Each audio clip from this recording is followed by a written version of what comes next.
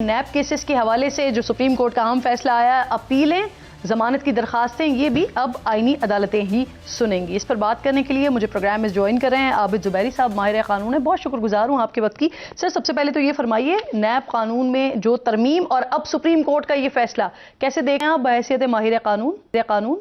नहीं, बहुत शुक्रिया। पहली बात तो देखिए, तरमीम जो आई है नैब ऑर्डिनेंस में, उसमें एक सेक्शन 32A शामिल किया गया है, जिसमें उन्होंने कहा है कि सारे जो अपीलें, सेकंड अपील एक दे दी गई है कानून के तहत, तो सेकंड अपील जो होगी उसकी जुरिसडिक्शन फेडरल यानी आईनी अदालत की होगी।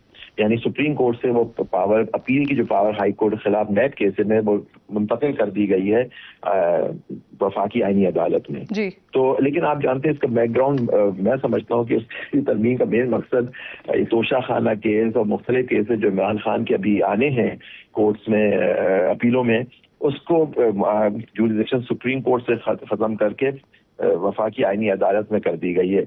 अच्छा, अब ये जो फैसला आया सुप्रीम कोर्ट का, इसमें एक जो केस दाखिल किया गया था वो ये था कि ठीक है, सेकंड अपील जो मेन अपील है उसका फैसला तो, उसकी अपील तो होगी वफाकी आईनी अदालत में, लेकिन बेल की जुरिसडिक्शन जो है वो सुप्रीम कोर्ट के पास है। इसमें फैसला सुप्रीम कोर्ट ने यह दिया है कि 32A के आने के बाद मेन केस जो भी होगा उसकी मेन अपील के भी अख्तियार जो है वो वफाकी अदालत के पास है, और इवन बेल मैटर्स का भी अख्तियार अब सिर्फ और सिर्फ वफाकी आईनी अदालत के पास है। सुप्रीम कोर्ट के पास भी पावर नहीं है, और ये कोई सरेंडर और ये इस तरह की बात नहीं है। जुरिसडिक्शन ले ली गई है यहाँ से लेके एक वफाकी अदालत में दे दी गई है, वफाकी आईनी अदालत में। सर, पहली अपील कौन, हाई कोर्ट सुनेगा या फिर यहाँ पर भी आईनी बेंचेस ही देखेंगे इस मामले को? देखिए, पहली राइट ऑफ अपील जो है वो तो सेक्शन 32 में होता है, 32 में होता है। वो जो है उसकी पावर जो है वो तो हाई कोर्ट के पास होगी। फर्स्ट करें हाई कोर्ट उसको रिजेक्ट करता है उनकी अपील, मतलब उसकी सेकंड अपील जो होगी वो सुप्रीम कोर्ट की बजाय अब वफाकी आईनी अदालत में जाएगी। जुबैर साहब, क्योंकि आपने भी कहा ना सर कि अलीमा खान समेत पीटीआई के कई रहनुमा हैं जो कह रहे हैं कि नैब केसेस में तरमीम इमरान खान की वजह से हुई है, तो सर सवाल यहाँ पे मेरा ये है कि सुप्रीम कोर्ट सुने या आईनी अदालत मामला सुने, पीटीआई को एतराज किस वजह से? देखिए, हो सकता है पीटीआई को एतराज हो, क्योंकि ये देखिए ना, ये जो नई वफाकी आईनी अदालत है, ये तो नतीजा, ये जो 26 और 27वीं तरमीम के नतीजे में एक नई अदालत बना दी गई है, और उनके जो जजेस हैं वो इस वक्त सिर्फ सदर वजीर आजम की मुशावरत से अपॉइंट हुए हैं। तो वो समझते थे कि वो सुप्रीम कोर्ट में हो सकता है उनको इतना एतमाद ना हो फेडरल कॉन्स्टिट्यूशनल कोर्ट पे, इस वजह से वो कह रहे हों। और देखिए, जो तरमीम भी की है, देखिए बेसिक लॉ होता है कि पर्सन स्पेसिफिक अमेंडमेंट जो होती है ना, कोर्ट कहता है ये सही नहीं होती किसी एक आदमी के लिए कोई अमेंडमेंट कर दी जाए, ये बेसिक उसूल होता है कानून का। तो यहाँ इमरान खान साहब के लिए एक अमेंडमेंट की गई है। चलें आबिद साहब, बहुत बहुत शुक्रिया, प्रोग्राम में आप साथ मौजूद थे। आगे बढ़ते हुए नाज़रीन, इस वक्त जो बैनुल-अक़वामी सिचुएशन चल रही है इस पर बात करने के लिए मेरी मोअज़्ज़ज़ मेहमान है डॉक्टर शाज़िया चीमा साहिबा, माहिर आलमी उमूर की, ज्वाइन कर चुकी हैं। बहुत शुक्रगुजार हूँ आपके वक्त की। सबसे पहले डॉक्टर शाज़िया, मुझे ये फरमाइए, मुसलसल 13 रोज़ हो गए हैं हमलों के बाद। कल पहली रात थी कि जब अमरीका और ईरान ने एक दूसरे को निशाना नहीं बनाया, और फिर कल ये खबर आई कि ओमान का वफ्द ईरान पहुंचा है। अल जज़ीरा ने भी खबर दी कि पाकिस्तान कोशिशें कर रहा है, पेशगी शर्त भी रखी गई है, खलीजी ममालिक पर हमले लाजमी रोकने होंगे। क्या कहा जा सकता है कि अब मामला जो है वो दोबारा फिर से मुज़ाकरात की तरफ जा सकते हैं? मामलात जो हैं वो एस्केलेशन लेडर पे दोनों ही चढ़े हुए हैं और चीज़ों को एस्केलेट कर रहे हैं, लेकिन उसके साथ साथ फिर हर मसले का हल जो है वो निगोशिएटेड सोल्यूशन से ही होना होता है। पाकिस्तान ने प्रपोज किया है, एक हफ्ता पहले तक हमारे पास जो खबरें थी वो पाकिस्तान ने अपने अलाइज और पार्टनर्स के साथ मिलकर कुछ प्रपोज किया था, और वो खबर जो है वो मिल नहीं रही थी। फिर उसके बाद पता चला जी उनके प्रपोजल में है कि दोनों पार्टीज जो हैं वो हॉस्टिलिटी को बंद करें, और साथ में स्टेट ऑफ हुर्मुज जो है वो ईरान उसका इंतज़ाम संभालता रहे, मगर इनडिस्क्रिमिनेटली तमाम कार्गो वेसल्स को स्टेट ऑफ हुर्मुज से गुजरने दे। जिस पे ईरान का कहना ये था कि वो इसके बारे में सोचेंगे, और अमेरिका का ये कहना था कि ये MOU जो है उनको बिल्कुल काबिल कबूल नहीं है, तो इसकी जो है जितनी जुजियात हैं, जितनी क्लॉजेज हैं, उनको दोबारा से जो है वो लिखा जाए। फिर ईरान की तरफ से खबर आई कि जी हमें भी मंजूर नहीं है, हमें भी ये MOU नया चाहिए। तो बात ये है कि दोनों जो हैं वो फिलहाल ये समझ रही हैं कि शायद इस जंग को ज्यादा अरसे तक चलाया जा सकता है। ईरान का ये ख्याल है कि वो एब्जॉर्ब कर सकते हैं और उनका विक्ट्री टारगेट जो है वो सिर्फ ये है कि वो बर्दाश्त कर लेंगे, सर्वाइव कर लेंगे, सह लेंगे। यही उनकी अकलौती जीत है और इसमें वो कामयाब हो जाएंगे, बावजूद इसके कि उनका नुकसान बहुत होगा। अमेरिका के लिए जो जीत है वो बहुत डिफरेंट है। उनको बाज़ औक़ात ये समझ भी नहीं आती कि जीत वो किसको कह रहे हैं। एक्सप्लिसिटली तो वो कभी न्यूक्लियर की बात कर रहे हैं, कभी कोई और बात करते हैं, लेकिन इम्प्लिसिटली तो ईरान जो है उसको बाल्कनाइज करना या वहाँ पे कोई अपनी पपेट रिजीम लेके आना। मगर ईरान जो और है शाज़िया साहिबा, विक्ट्री तो वो अपनी जून से ही बार बार जो है वो क्लेम कर रहे होते हैं ना कि हम जीत चुके हैं इस सारे मामले में। अब मुझे फरमाइए कि अमेरिका के किरदार की आप बात कर रही हैं तो अमेरिका इल्ज़ामात भी साथ साथ लगा रहा है। पहले भी उन्होंने चाइना के ऊपर भी इल्ज़ामात लगाए थे कि जी वो अहम शख्सियात पर इनफैक्ट उस पर पाबंदियां भी लगा दी थी। अभी फिर अगेन रशिया के हवाले से भी इल्ज़ामात लग रहे हैं, चाइना के हवाले से भी इल्ज़ामात लगा रहे हैं कि उनकी मदद, ईरान की बाकायदा मदद की जा रही है या सेटेलाइट इमेजेस वगैरह फराहम की गई हैं जो वो टारगेट कर रहे हैं, वो रशिया मदद कर रहा है। तो इन इल्जामात को आप किस तरह से देखती हैं?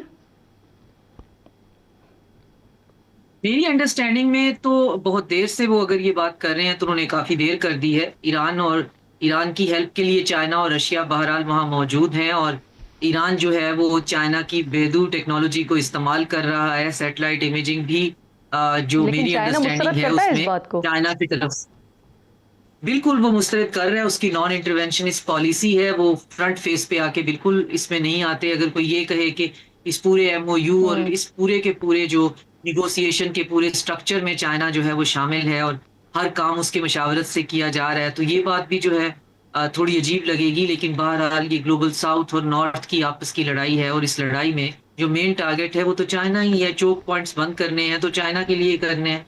अगर स्टेट ऑफ मलाका को बंद करने की बात हो रही है तो चाइना के लिए हो रही है, और अगर ईरान को कोलैटरल बनाना था वीकेंड वॉर पे तो चाइना के लिए बनाना था। पीयर कंपेटिटर तो वही है। तो मेरी अंडरस्टैंडिंग ये है कि रशिया के साथ तो इनके स्ट्रेटेजिक पार्टनरशिप ईरान की ऑलरेडी है, जिसके अंदर सिक्योरिटी का एलिमेंट नहीं है, बट बहुत से जो है कार्गो प्लेन्स जो हैं वो लैंड करते ही रहते हैं चाइना से भी और रशिया से भी, और लीक्स आती ही रहती हैं।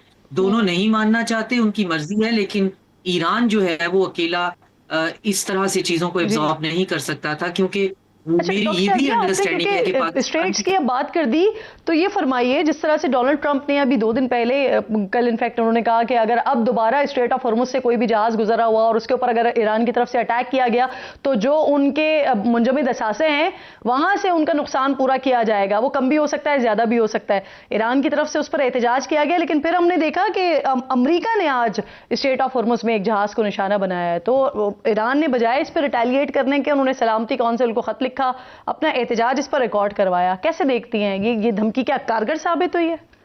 नहीं, अमेरिका की धमकियां जो हैं, जब धमकी देने पे कोई भी फरीक आ जाता है इसका मतलब ये होता है आम जिंदगी में भी और खास इस तरह की हालात में भी कि उसके पास फिर अब करने के लिए और कुछ नहीं है। धमकी देने का क्या मतलब है कि बिल्कुल हम ये कर देंगे, हम वो कर देंगे। आप कर लीजिए, आपको किसी ने रोका तो नहीं हुआ, आप करना भी चाहते हैं तो माइनस न्यूक्लियर आप सब कुछ कर भी चुके हैं।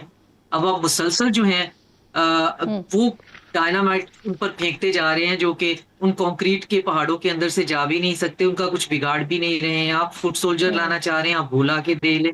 आपने क्या कर लेना है? आप धमकी से तो कोई काम नहीं चलता। इधर से वो एक धमकी देते हैं, इधर से ईरान जो है उसको रेसिप्रोकेट करता है, और रेसिप्रोकेसी में गल्फ का जो है वो हशर बुरा होता जा रहा है। पूरा रीजन जो है वो एक अजीब केओस में है कि अब हम क्या करें। अगर ईरान से कहें कि आप थोड़ा सा जरूरी है कि दोबारा मुज़ाकरात की टेबल पर आएं और दोबारा मामलात मुज़ाकरात के जरिए ही, मुज़ाकरात के थ्रू ही हल हों। बहुत शुक्रिया डॉक्टर शाज़िया। अमरीकी सदर ने एक और कोई मुआहदा किया है और उसे मशरूत करने की कोशिश की है। क्या डिटेल्स है इसकी बात करते हैं ब्रेक के बाद।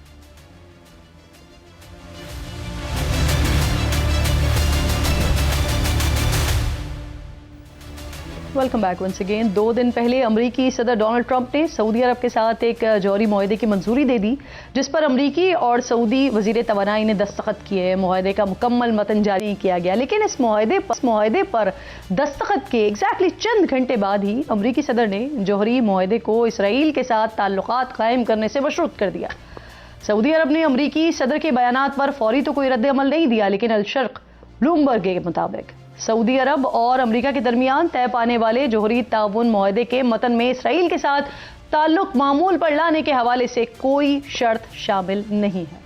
खबर के मुताबिक सऊदी अरब ने वाज़ेह किया कि रियाद अब भी इस पॉलिसी पर कायम है कि फ़लस्तीनी रियासत के क़याम तक इसराइल से कोई ताल्लुक नहीं होगा। अमरीकी मीडिया ने दावा किया था कि मुआहदे में यूरेनियम की अफजूदगी की गुंजाइश मौजूद हो सकती है, जिसे अमरीकी सदर ने मुस्तरद कर दिया और वाज़ेह किया कि सऊदी अरब को यूरेनियम अफजूदा करने की इजाज़त नहीं होगी। ये जोहरी प्रोग्राम सिर्फ बिजली की पैदावार और दीगर गैर फौजी मकासद के लिए होगा, हथियार बनाने के लिए नहीं। मुआहदे पर इसराइल की तरफ से खदशात का इजहार किया जा रहा था और साबिक इसराइली ओहदेदारों ने तशवीश का इजहार किया था कि यह मंसूबा सऊदी अरब को जोहरी हथियार तैयार करने के काबिल बना सकता है। लेकिन इसराइल के वजीर इक़्तिसादियात ने कहा कि अगर सऊदी अरब जोहरी तवानाई को सिर्फ तवानाई की ज़रूरियात पूरी करने के लिए इस्तेमाल करे तो इसराइल को इस पर कोई एतराज़ नहीं है। अब से यहाँ पर सवाल यह है कि क्या ट्रंप का इब्राहिम अकॉर्ड से मुतल्लिक बयान सऊदी अरब को प्रेशराइज करके इस हवाले से मुज़ाकरात का आगाज़ करने के लिए है, क्योंकि सदर ट्रंप अपनी पहली सदारती मुद्दत ही से सऊदी अरब के साथ जोहरी मुआहदा करने की कोशिश कर रहे थे। साबिक सदर जो बाइडन ने भी ऐसे मुआहदे को आगे बढ़ाने की कोशिश की थी और वो भी चाहते थे कि इसे इब्राहिम अकॉर्ड से मुंसलिक किया जाए, लेकिन सऊदी अरब ने फ़लस्तीन के क़याम तक इसराइल को तस्लीम करने से साफ इनकार कर दिया था। सालों से जारी ये मुआहदा सऊदी अरब के लिए इतना अहम क्यों है? तो इसका जवाब हमें सऊदी वली अहद मोहम्मद बिन सलमान के पिछले चंद सालों में दिए उससे मिल जाता है, जिसमें वो कहते हैं कि सऊदीया जोहरी हथियार हासिल करने का मंसूबा नहीं रखता, लेकिन अगर ईरान ने जोहरी क़ुव्वत हासिल कर ली तो वो भी जल्द इसी रास्ते पर चलेंगे।